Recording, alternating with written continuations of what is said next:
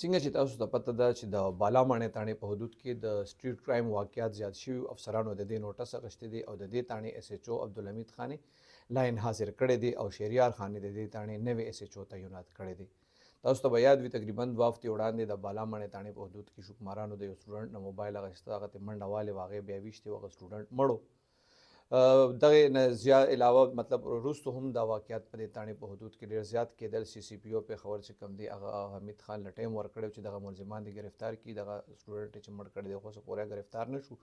بیګا سی سی پی او آرډر کړی دی او دغه اس ایچ او عبدالحمید خان یې لاین حاضر کړی دی. شهریار خان چې په پولیس لاین کې به ډیوټي کوله هغه د بالاماڼۍ نوی اس ایچ او تعینات کړی دی. شهریار خان چې کوم دی هغه دې نه مخکې په تاکال تاڼې نه علاوه په مختلفو تاڼو کې هغه اس ایچ او پاتې دی، مطلب چوکیانو کې هم پاتې دی، مختلف تاڼو کې محرر هم پاتې دی.